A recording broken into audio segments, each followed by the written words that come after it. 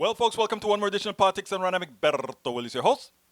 Thank you so kindly for being a part of the show. We are going to have a great show for you today. It's a full show. We have quite a few things to display. Not a lot, well, not too much, but enough to display.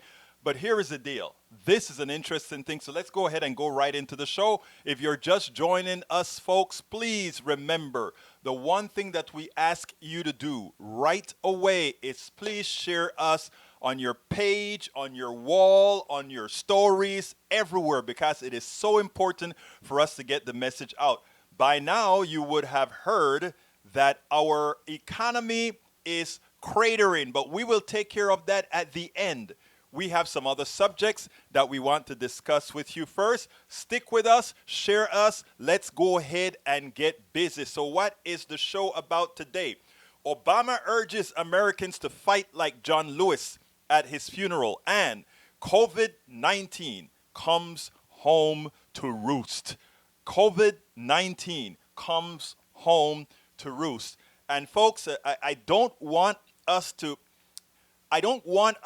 back off because of some folks dying and us saying, oh, it's poor thing. Because again, we need to be very conscientious and very, what's the word that I want to use? Concerned about those who the coronavirus is hurting. But let's also remember that policy by people and words by people and actions by people have affected the deaths of over 150,000 Americans that did not have to die. And these people with their willful, thank you for that word, Brigitte, empathy. People with their words and their actions have affected the deaths of many, and this is mostly by willful ignorance because of a sycophancy for an unintellectual president who they are following for very nationalistic and bad reasons. That is the reason. So let's all put that in our heads as we are going to go through what we're going to talk about today. Anyhow, title of the show: Obama urges Americans to fight like John Lewis at his funeral. COVID comes home to roost. Barack Obama gave Americans their marching orders at the funeral of John Lewis, and COVID-19 has come home to roost to the irresponsible deniers. Those who continuously said, oh, it's no big deal. Oh, let's not worry about masks. Well, those people that's been pushing those stories, some of them actually seem to have believed the crap they were talking about. Some of them actually seem to have believed what they were saying. They actually believe what they were saying, and in the process of believing what they were saying, they killed themselves. But the originators of those who gave bad information, they took care of themselves. The president always makes sure he's tested. The president makes sure none of you infected people get close to him. Most of the people that are telling you, oh, old people don't mind dying, so let's get this economy going because old people don't mind dying. Kill them, because we need this economy going. Okay? But you know what? You know what the GDP told us today? You know what the 30%, 33% drop in the GDP tells us today? I have faith in my American people. Americans have said, you can tell us anything you want to tell us, dummies. We are going to do what's best for America. And for the most part, Americans are staying home. I tell you what's interesting. What is very interesting is we have to have mercy for the essential worker because they have to go out there and work no matter what. But for those who have not had to go out there and work, they're not. And it is reflected in the state of the economy today, justifiably so. So when it comes to these stimuli and that's supposed to be coming up, let's make sure our essential workers are compensated, and let's fight for them and let's provide service to them because they are the ones that are keeping us going. They are the ones that are making things up. So let's go ahead and get started with this again. Note again that The speech that former President Obama gave at the funeral urged us all. Let's go out there. We got to be John Lewis, folks. We got to be John Lewis. John Lewis was on the mind of everybody today, and Barack Obama brought out the best of what Lewis represented. Then, of course, the COVID-19 deniers. Folks, wasn't it refreshing to listen to Obama? Didn't it feel good listening to somebody who you knew was a leader? Wasn't it great listening to somebody who could finish a complete sentence? Wasn't it great listening to somebody who displayed a heightened sense of concern, a heightened sense of empathy for us all? Was that great or what? I mean, for 1 minute, I closed my eyes and I remembered that we were listening to somebody who guided this country for 8 years, and that H1N1 didn't blow up in our face, that the Ebola didn't blow up in our face. All the things that Donald Trump is going through when he talks about the China virus and all these things, other presidents had gone through this as well. Hello, Kathleen from Scituate, Massachusetts. Brige MCP, welcome aboard. Michael Rudnin, welcome aboard. And Dimitri OG, ¿cómo estás, mi hermano favorito? Welcome aboard, folks. So yes, wasn't it great? Wasn't it great? We had the last president who all these things that are occurring under El Señor Trump, the incompetent Trump, had happened under Obama but got mitigated appropriately. Ebola didn't get out of control. H1N1 didn't get out of control. And all the diseases that we hadn't heard about that occurred under Obama never got out of control because we had a science-based, responsible government that, irrespective of those deniers in every case that you always have, the anti-vaxxers were there then, we never succumbed. We never succumbed to stupidity. We never succumbed to anti-intellectualism. We never did, until we got the buffoonery of that which calls themselves President of the United States, who has put us in a complete decline. We are talking about a state of America right now that is in full decline. A sick America cannot be a strong America, militarily or otherwise. We can talk about having that great military, but having that great military is no savior because your sailors are going to be sick. Your flyers are going to be sick. They are all going to be sick. So we are a system in decline. We are in decline because we have a president that thought he knew.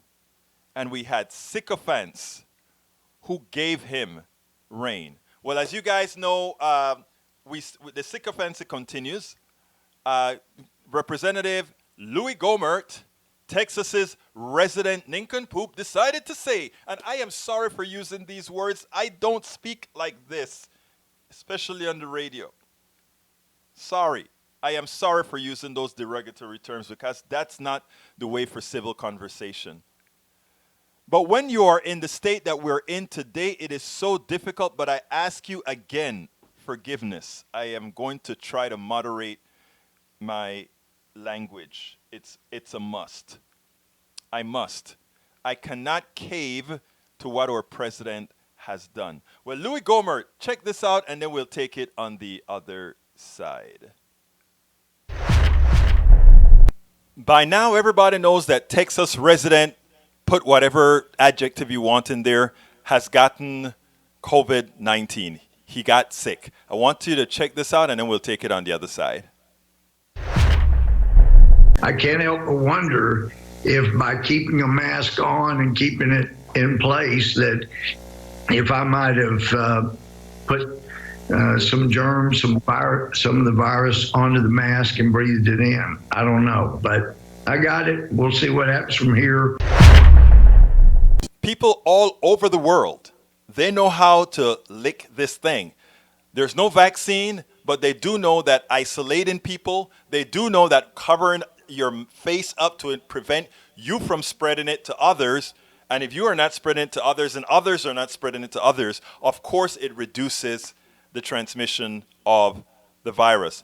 When you have leaders, political leaders, following psychopaths like the president, or psychopath in chief is what I think he should be referred as going forward, they put people's lives in danger. But it's not only the people who decide to follow the psychopaths that are in danger. They put all our lives in danger, and they restrict all our freedoms. Because whereas there was a time we as Americans were trying to lock people out of coming to the United States because, according to Trump, they're bringing in diseases, they're bringing in bad things. Now nobody wants us in their country. Why? Because we are following a group of sick people who would rather get their population killed than actually doing something positive to get this virus under control. It's a sad state that the most industrialized country, the most advanced country, the richest country on the planet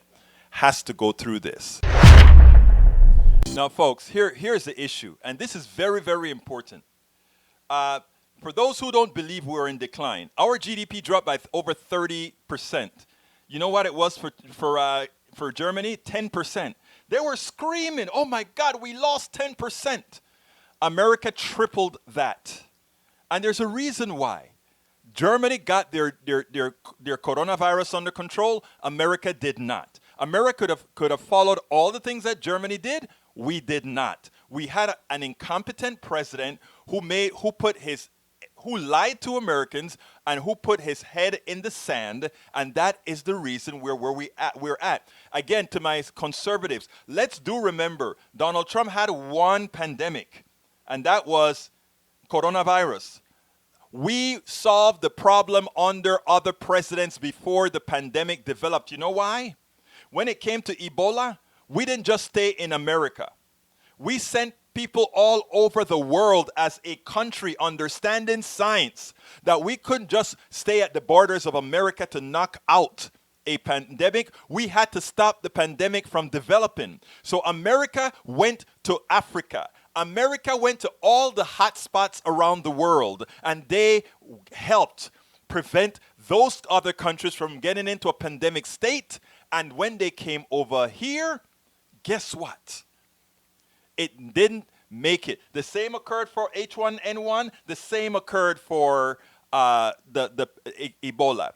In our ultimate dumbness in this country, we did not do that because we wanted to be insular and nationalistic. Well, if you want to be insular and nationalistic, you better know what you are doing. But again, we have a president that is a marketer, believes not in science, but believe absolutely in nothing. And because we have the sycophants, that has put us in all of us in danger. And worse, it also means not only those on the right that decide to be a member of the cult are in trouble, it means us all in trouble.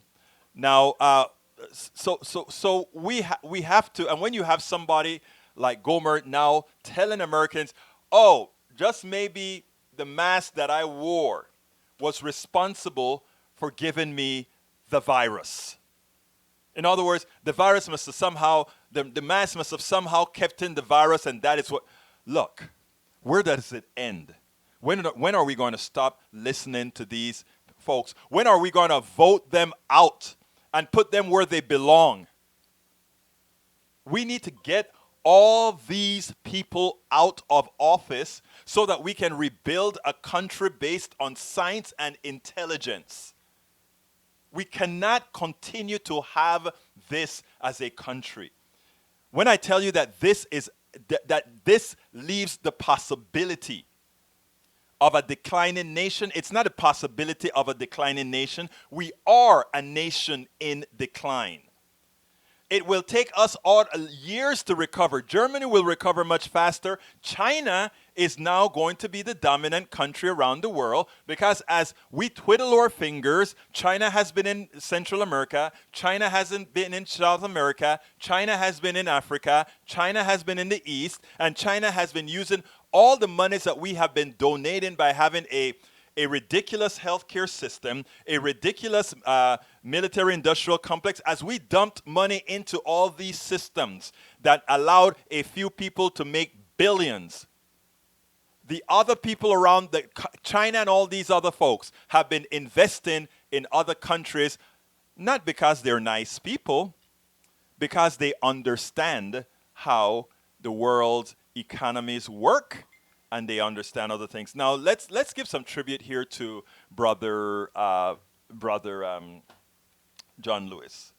The pastor for John Lewis had something prescient to say, and it's the intersectionality between what America, what many of us would hope America would have been, and what the John Lewises of the world has forced it to be.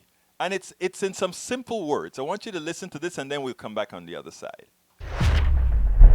He became a living, walking sermon about truth-telling and justice-making in the earth. He loved America until America learned how to love him back. What is it that has summoned us here and caused us to slow down, to linger for a little while with so much swirling around us? We're summoned here because in a moment when there are some in high office who are much better at division than vision, who cannot lead us, so they seek to divide us. In a moment when there is so much political cynicism and narcissism that masquerades as patriotism, here lies a true American patriot who risked his life and limb for the hope and the promise of democracy. For those of you who were never privy to John Lewis's story, I tell you, a simple search in Wikipedia. Just read up a little bit about this man. Read up a little bit about this man, because this is the epitome of what goodness looks like. He had to stand up to those who hated him, and he never hated back. You know, those are the kinds of principles I've been trying to teach myself. So I tell all my conservative brothers and sisters, I love you back. Because it is something to aspire for, or aspire to. It is something to aspire to. Anyhow, let's go ahead and play activists of the 670s, James Lawson. Because James Lawson, I noticed, was echoing so much of what we talk about here on Politics Done Right. I want you to listen to this in detail, and then we'll take it on the other side. I maintain that many of us had no choice to do what we tried to do, primarily because at an early age we recognized the wrong under which we were forced to live. Or to God, that by God's grace we would do whatever God called us to do in order to put on the table of the nation's agenda. This must end. Lives matter. And so between 1953 and 1973, we had major campaigns year after year, thousands of demonstrations across the nation that supported it. We had folk in the Congress, folk in the White House, folks scattered across the United States who were beginning to formulate what the solutions are for change. The media makes a mistake when John is seen only in relationship to the Voting Rights Bill of 65. However important that is, you must not remember that in the 60s, Lyndon Johnson and the Congress of the United States passed the most advanced legislation on behalf of we, the people of the United States, that was ever passed. Head Start, billions of dollars for housing. We would not be in the struggle we are today in housing if President Reagan hadn't cut that billions of dollars for housing, where local churches and local nonprofits could build affordable housing in their own communities, being sustained and financed by loans from the federal government. We passed Medicare. We passed anti-poverty programs, Civil Rights Bill 64, 65, voting rights bills, a whole array. John Lewis must be understood as one of the leaders of the greatest advance of Congress in the White House on behalf of we, the people of the USA. We do not need bipartisan politics if we're going to celebrate the life of John Lewis. We need the Constitution to come alive. We hold these truths to be self-evident. We need the Congress and the presidents to work unfalteringly on behalf of every boy and every girl, so that every baby born on these shores will have access to the tree of life. That's the only way to honor John Robert Lewis. Let all of us in this service today, let all the people of the USA determine that we will not be quiet as long as any child dies in the first year of life in the United States. We will not be quiet as long as the largest poverty group in our nation are women and children. We will not be quiet as long as our nation continues to be the most violent culture in the history of humankind. We will not be quiet as long as our economy is shaped not by freedom, but by plantation capitalism that continues to cause domination and control rather than access and liberty and equality for all. The forces of spiritual wickedness are strong in our land because of our history. We have not created them. John Lewis did not create them. We inherited them. But it's our task to see those spiritual forces. I've named them: racism, sexism, violence, plantation capitalism. Those poisons still dominate far too many of us in many different ways. John's life was a singular journey from birth through the campaigns in the South and through Congress to get us to see that these forces of wickedness must be resisted. Do not let our own hearts drink any of that poison. Instead, drink the truth of the life force. If we would honor and celebrate John Lewis's life, let us then recommit our souls, our minds, our hearts, our bodies, our strength to the continuing journey to dismantle the wrong in our midst and to allow a space for the new earth and new heaven to emerge. I'm Egberto Willies. Now, let me tell you something, guys. I sat down and listened to that speech by James Lawson in awe. Look up James Lawson. Learn about James Lawson. Believe it or not, James Lawson is 11 years older than John Lewis, who was 80 years old. He is 91 years old right now. James was one of John Lewis's teachers in the movement. He was the one who instigated things like the sitting in the counters and that sort of stuff to ensure that everybody had equal access to everything.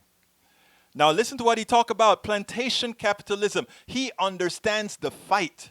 And all this that we're going through right now with Donald Trump is really just the results of plantation capitalism, a capitalism that cares nothing about anybody, right? And that's the reason why they're wanting to send you back to work. They want Americans working at all costs, but they don't want to solve the coronavirus problem because they want only a select few companies to be the ones that are responsible for solving this pandemic. Let the pandemic metastasize, and then some other capitalist company will come in and profit from solving the problem, reducing the death rates. That is what it's all about. It would have been very inexpensive to nip this thing in the butt, but they won't. They didn't. We could have shut down for 8 weeks back, and we would have been on a tier right now, economically speaking. Hopefully one that was more broad-based to help many others, but we didn't. People, all of this is interconnected, and the one good thing out of John Lewis's death is that John Lewis's death has refocused. It has refocused many Americans now on what we have to do, what we really have to do going forward. Because I tell you what, some of you don't quite understand the dire straits that we will be in, and the reason I keep saying the dire straits that we will be in is because I don't want people to think we are yet in an irrecoverable state. We're not. If we were to, if Trump could be gone now, and a responsible person comes in now, they could institute a policy now that in a couple months, we can start a perfect ramp up to a secure nation. Our biggest problem right now is non-science sycophants of the president himself, and those who are profiting from keeping us in this state. I don't know what the stock market is doing today. Anybody knows what the stock market is doing today? Because if you notice, the stock market is not going to track the 30-something% loss in economic activity, because they are pretty much decoupled, right?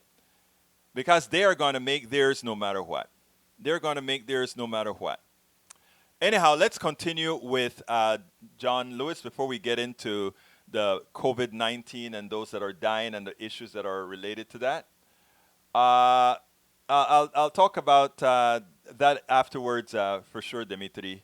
Let's see. So let's go ahead and listen to what a president sounds like and the marching orders given by said president. Here we go. America was built by John Lewis's. He, as much as anyone in our history, brought this country a little bit closer to our highest ideals.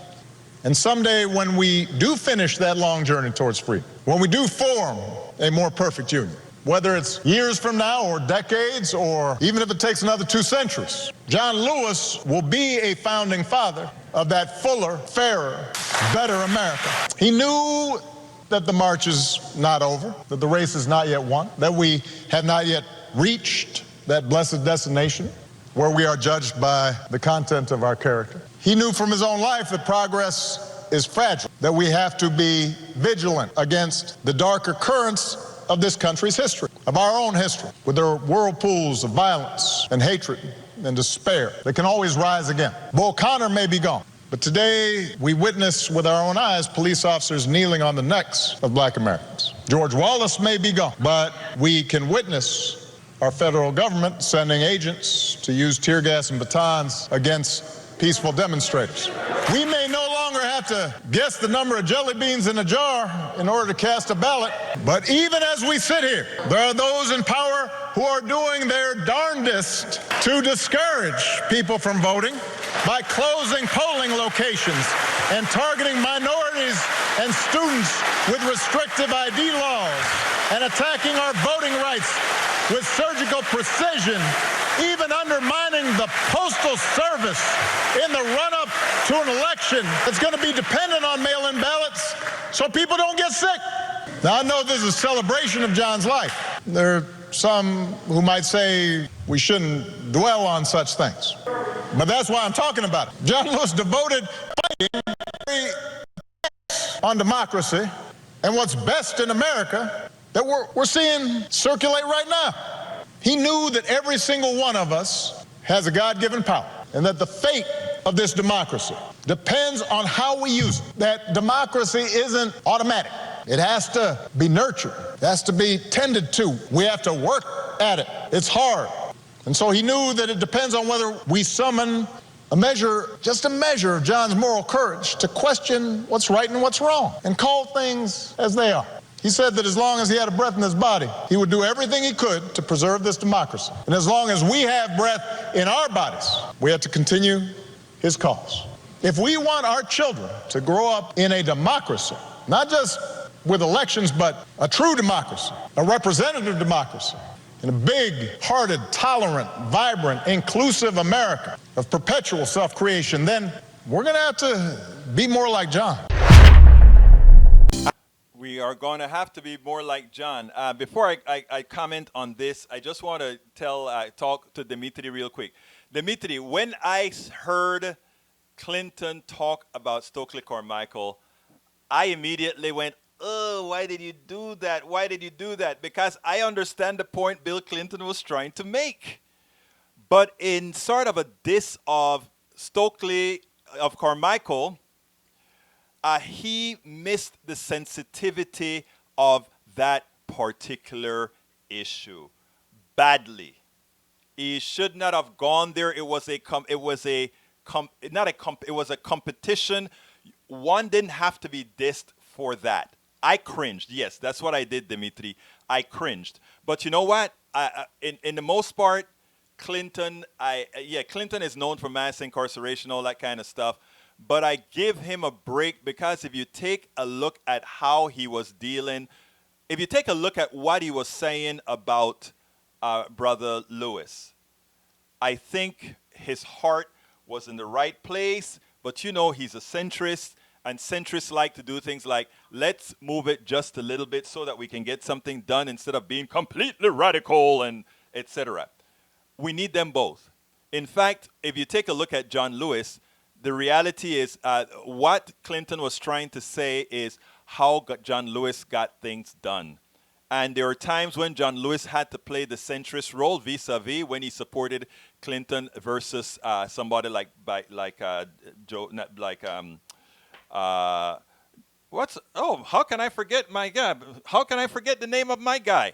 You know, but you know, he supported, instead of Bernie, he went ahead and he went for Hillary, in as much as he knew he was more a Bernie person. You take a listen to Carmichael, you take a listen to even Lawson. Lawson made it absolutely clear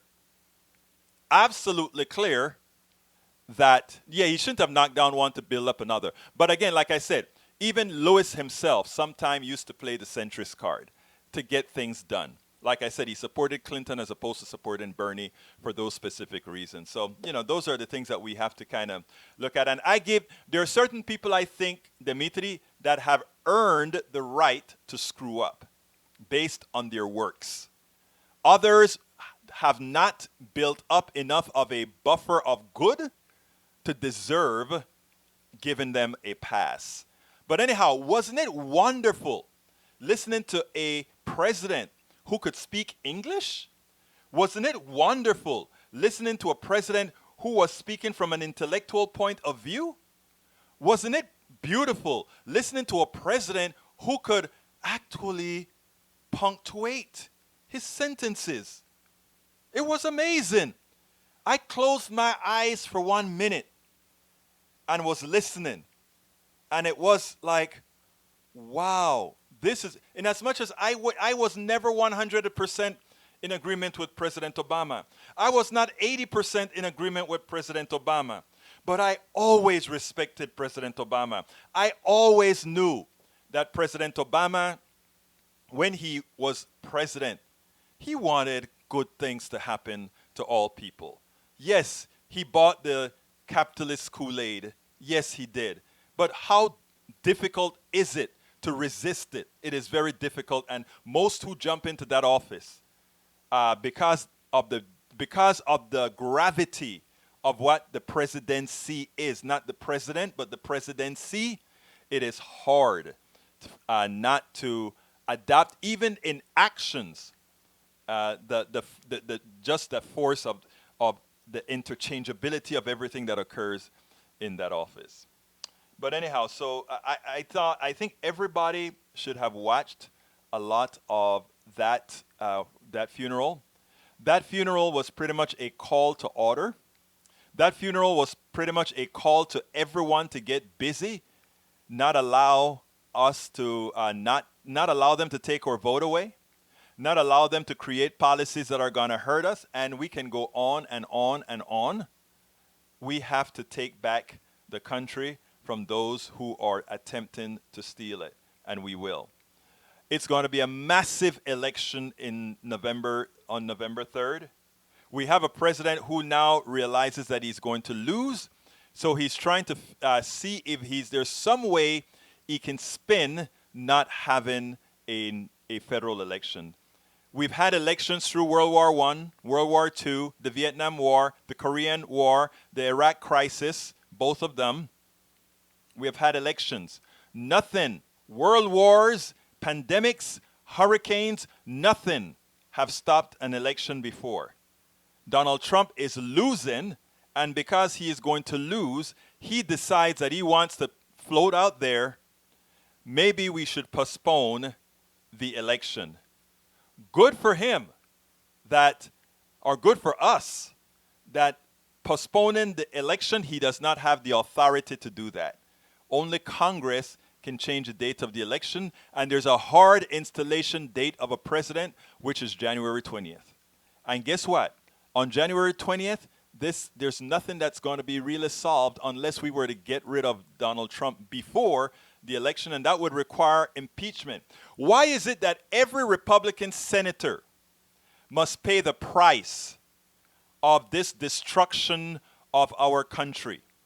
Because when they had the opportunity to not impeach, the president was impeached. When they had the opportunity to remove this president after he was impeached for good reason, they didn't. They did not remove this president after he has been impeached, and because they didn't do that, we were left with an incompetent president who have put us in the situation where over 150,000 Americans are dead, and many more hundred thousands are likely to die. So let's remember that. Every single Republican senator that is running must lose, whether they are in a red state or blue state or whatever you want to call that state. The only person that gets a pass is Mitt Romney. Mitt Romney did the right thing. Mitt Romney voted to remove the president, but Mitt Romney is not up for re-election. But every other Republican senator, if you are a thinking American, is partially responsible for keeping Donald Trump here, and that which kept Donald Trump here didn't only cause the deaths of 150,000 people, it is causing the demise of America. Please, folks, it is essential that we share this. It is essential that we let people know this. It is essential. It is essential. It is essential. Folks, let's get the job done. Okay, moving on now to COVID-19 coming home to roost. Unless anybody else wanted to say something else. Yes, Dimitri, and counting.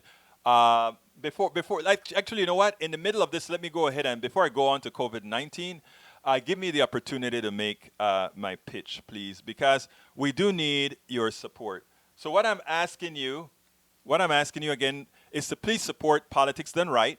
Politics Done Right needs your support. We need your subscriptions. So I ask you so kindly to please go to our site. Patreon is go to politicsdoneright.com/Patreon. politicsdoneright.com/Patreon to become subscribers of our program. It is very, very, very inexpensive to become a member of our team. You can also become a subscriber on Facebook. We just started that about a week and a half ago for Facebook.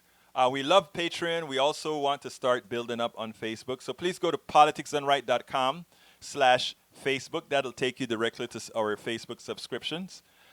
You can also support us by contributing, giving us support at politicsdoneright.com/PayPal. That is how you support us via PayPal.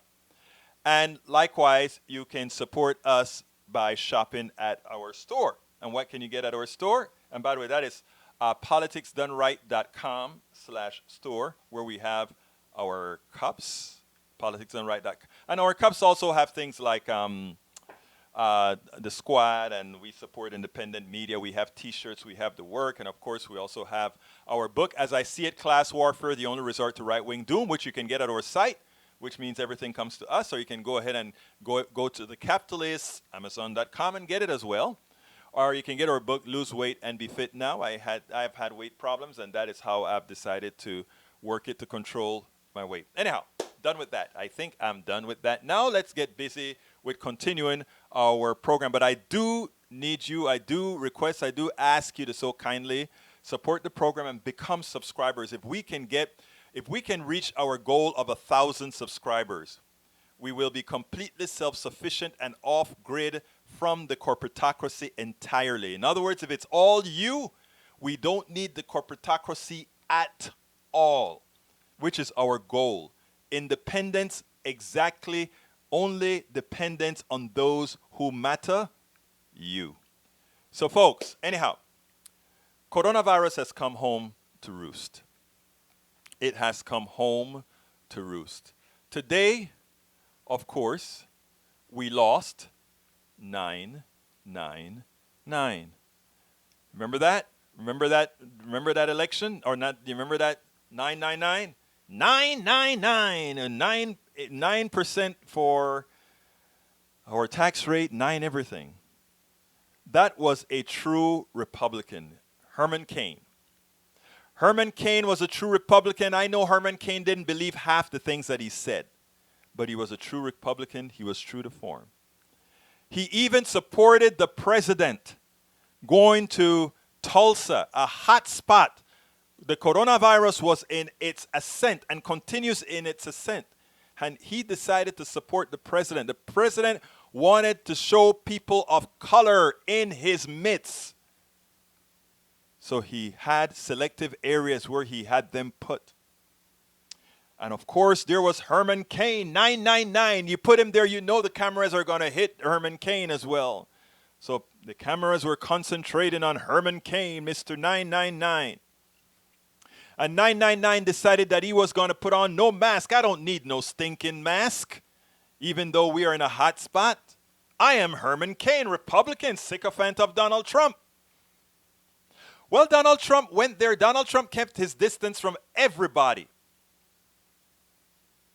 He kept his distance from everybody.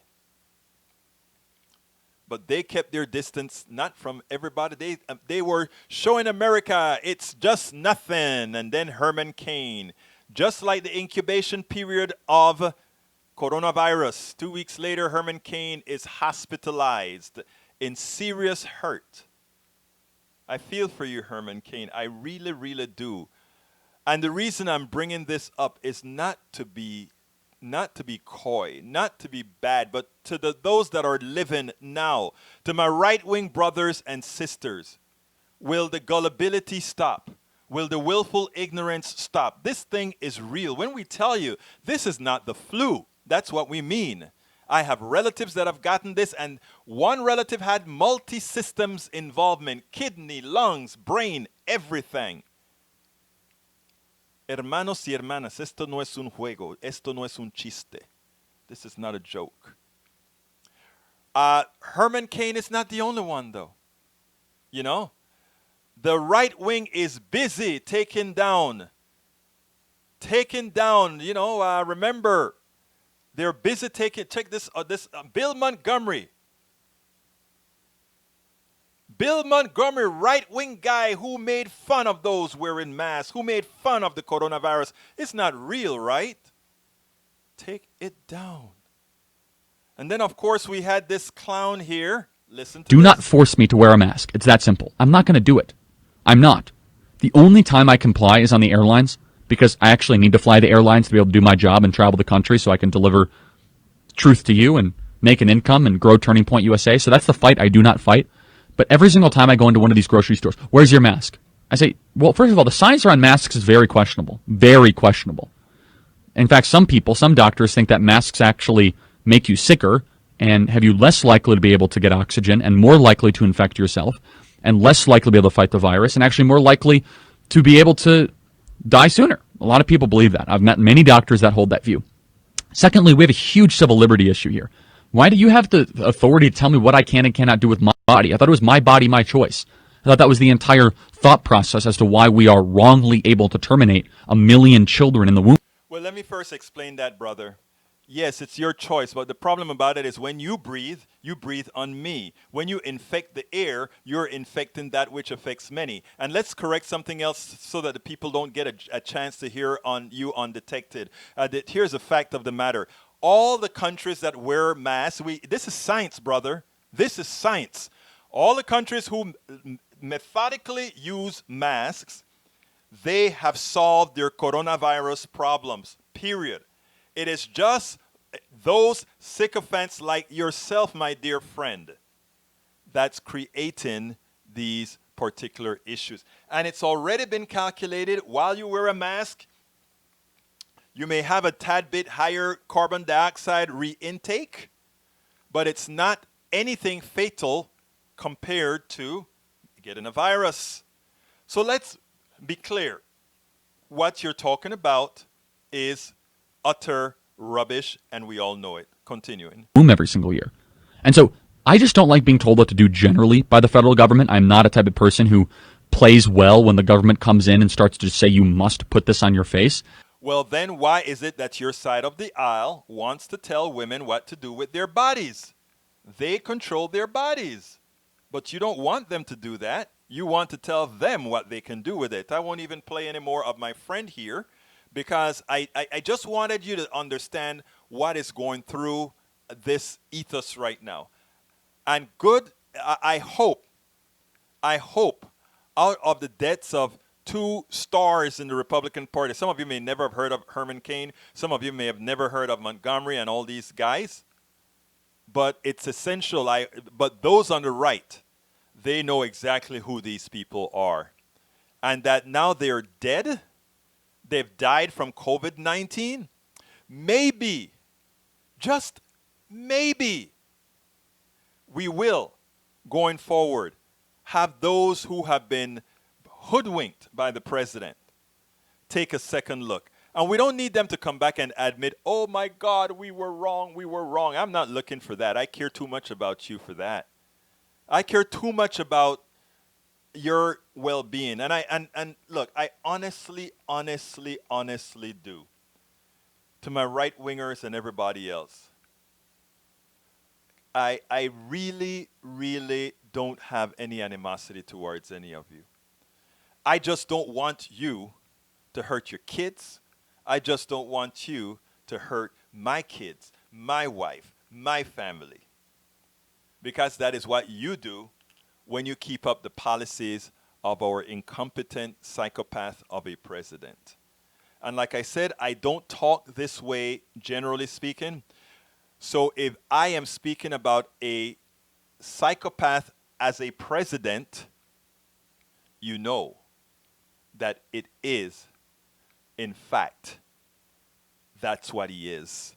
That is the clinical definition of who our president is. Okay, I've got 10 minutes to run through my notes here now, so let's go and start from the top. Hello, Michael Rodnin, AVQ, Dimitri OG, hola, ¿cómo estás? Brige. Empathy was the word I needed to remember. Thank you for that, Brige. We have Kathleen Morgan, my good friend from Massachusetts. At least you live in a sensible state, my friend. Let's see who else is here. We also have Lawrence Sim. Welcome aboard, Lawrence Sim. Daniel Ledo, my conservative brother, who says, well, I'll say what you say later on. Continuing, we also have Lee Grant. We also have, I saw some others come in later. We also have para May Wood. Welcome aboard, May. May sends me some great podcasts. I don't get a chance to listen to all of them, but whichever one I choose to listen to, it's always a good and learning experience. Thank you very much, Maywood. Let's see who else is here. Para ver. I'm scrolling through real quickly, so bear with me as I do that. Who else is here? Brian Miner, welcome aboard, Brian. Can't give yourself something you don't have. That is prescient, Brian. You're absolutely right. Good reason to wear a mask, right? Good reason to wear a mask. Thank you. Word of the day. Word of the day. Word of the day. Okay, continuing. Let's go ahead and talk about these different questions that you guys have out here now. Let's see. Michael, para ver, one new message just came in. Let me see if that's somebody I need to salute. Norman Reynolds, willfully disingenuous is the way I have experienced conservatives. Yes, I understand. Say hi to sister-in-law Susan. Welcome aboard Politics Done Right, Susan. Why don't you come on in? In fact, if you want, you can give us a call. We'll give you some time, because if you are Brigi's sister-in-law, you are a friend of the show. You are a friend of the show. Anyhow, let's go ahead and get some. Let's see here. Okay, para ver, let's go. And just that dangerous, desperate, dirty Durnell said he was going to protect the suburbs from those people by rolling back Obama housing policies. You know, earlier Ledo said, Egberto, you're making this racial. I never make these things racial. I am the most racial-less person. I talk about race, but you guys know I think race is stupid. I don't think any race have. In fact, I get into trouble with all sides because I put that all races have the same deficiencies or the same the same hang-ups, the same all because we're humans. So we create things we have the same bad habits. We have the same, all those things are the same. And trying to change it or making one more benevolent than the other is no good. But you see what happens in this country, white supremacist says something else. And that's why we have to knock it. White supremacists want to say, like, you guys are bad, we are better. No, we don't preach that here. We preach everybody's all the same. Everybody has the ability to do good. Everybody has the ability to do good, to do bad. There was a Hitler and there was a Mugabe. Okay? So I mean, I don't hold people to anything that I wouldn't hold myself to. All races, in fact, race is stupid. The fact that if I could transplant my heart in some white person and not be able to give that same heart to my daughter tells you how stupid racism is. There's nothing called race. It's a thing that says, oh, that particular gene is going to give you some pigmentation. It's going to make your lips thin. It's going to make your nose broad. It's going to make your nose disappear. It is silly. Race is silly. Race is a stupid thing. If I could really get it across solve the problem in one day.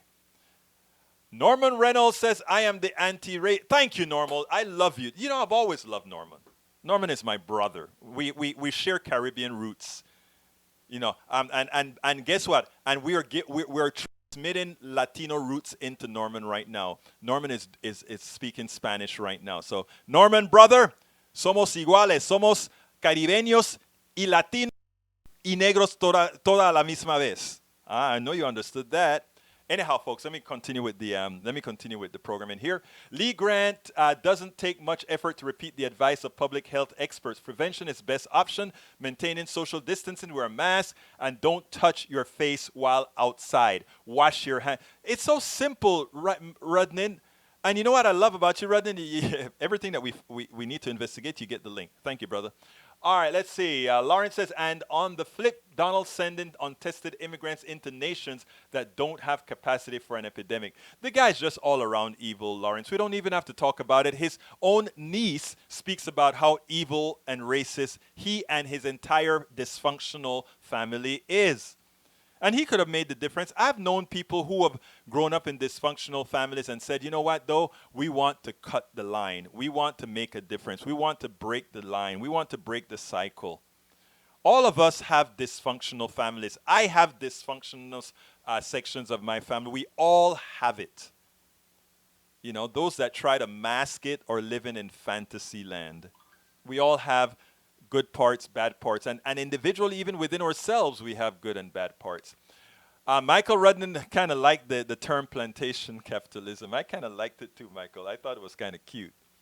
Let's see, what else do I need to talk about here? Let's see, replying. Let's see. A lot of you guys, you see, you guys are too fast for me. You answer things so quickly that I don't have to get involved. Bernie and Warren supporters started a campaign, settle for Biden. Not much enthusiasm, but better than Trump. I don't remember seeing that phrase, but I don't remember seeing that phrase, Dimitri. Are you telling me the truth, Dimitri? Don't let me start quoting that stuff and then find out that my always right listeners have made me say something I shouldn't have said.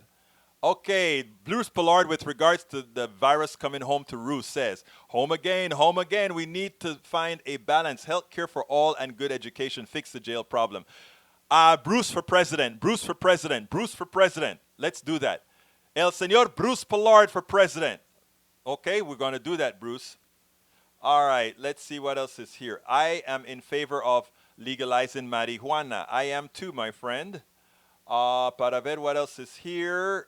Bridge says, if NI politics done right with Egberto Willis, we could not vote without land, which they took. So they divided the land so the sons had land so they could vote, hence all the walls you see. Bridge, I thought you were from Ireland, man. Northern Ireland. Yes, I get it. I get it. But here's the thing. Here's the thing. Here's a big thing. I prefer the way the natives think about it, right? The natives believe you cannot own land.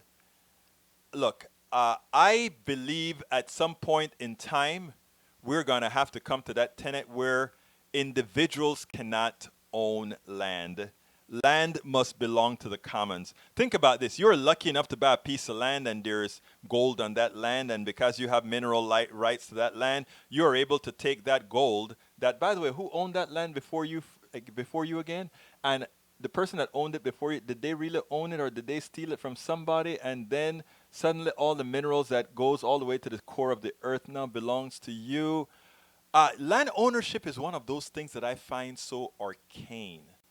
And by the way, I own the land that I live on, right? But if we were to have a policy that eventually says nobody can own land, we can rent it all from the commons, I think I could be for that. Because I just don't understand how you own land. But we are at the end of the show, and that's why I started to ramble on another subject. So I want to thank you so kindly for being here on the show. I know you have places to go. Those of you that are on YouTube, if you want to support the show, I always forget to tell you that, you can just go ahead and give us what's called a super chat. Many of you have given us super chats before. It helps the show as well. Real quickly, I'm going to give you those links again. You can subscribe to the show by going to politicsdoneright.com/Patreon. You can also subscribe to the show by PayPal by going to politicsdoneright.com/PayPal. And you can visit our store by going to politicsdoneright.com/store. And if you want to know what we have at our store, I'm rolling it right now on the screen. You can get our book. You can get our T-shirts. You can also get our cups, our books. And what it does for us, my friends,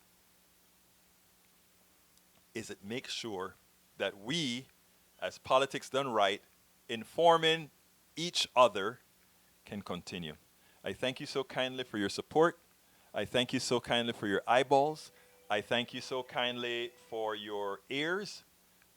You guys make me want to do this every single day.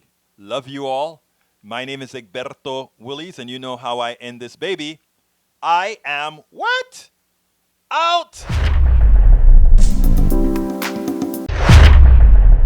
I'm Egberto Willis, host of Politics Done Right, an independent news program. I post several news videos of interest every day. I ask you so kindly to subscribe to my channel, and please leave me some comments. Thank you very much.